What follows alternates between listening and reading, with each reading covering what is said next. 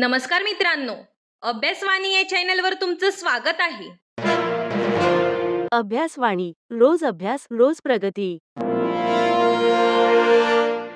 तर बघा मित्रांनो, या व्हिडिओमध्ये आपण बॅकस्पेस बाबत काही टिप्स बघणार आहोत.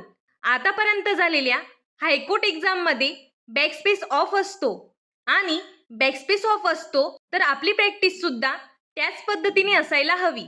तर त्याच्याबाबत आपण आज काही टिप्स बघणार आहोत.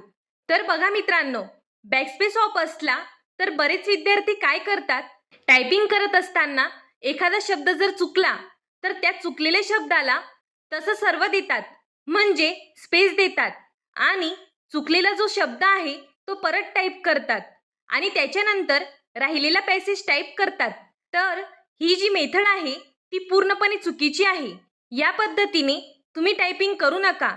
जर एक्झाममध्ये बॅकस्पेस ऑफ असेल तर तुमची पद्धत कशी असायला हवी, तर बघा, तुमच्या लक्षात आलं की हा एक शब्द आपला चुकला तर तो शब्द तुम्ही तिथेच सोडा, त्याला रिपीट टाईप करू नका. त्यानंतर पुढील शब्द टाईप करा आणि नंतर राहिलेला जो पॅसेज आहे तो टाईप करा. या पद्धतीने तुमची प्रॅक्टिस असायला हवी. आता हे का सांगते मी, कारण आता अजून टायपिंगची एक्झाम होण्यासाठी वेळ आहे. तर तुमच्या प्रॅक्टिसच्या काळात तुम्ही या सवयी लावून घेतल्या तर त्या सवयी टू बी कंटिन्यू राहतात. म्हणून प्रॅक्टिस करत असतानाच ही सवय लावून घ्या. कारण जर तो शब्द बॅकस्पेसने दुरुस्त करता येत नसेल तर रिपीट टाईप करून काय फायदा, कारण असाही तो शब्द चुकीचाच पकडला जाणार आहे.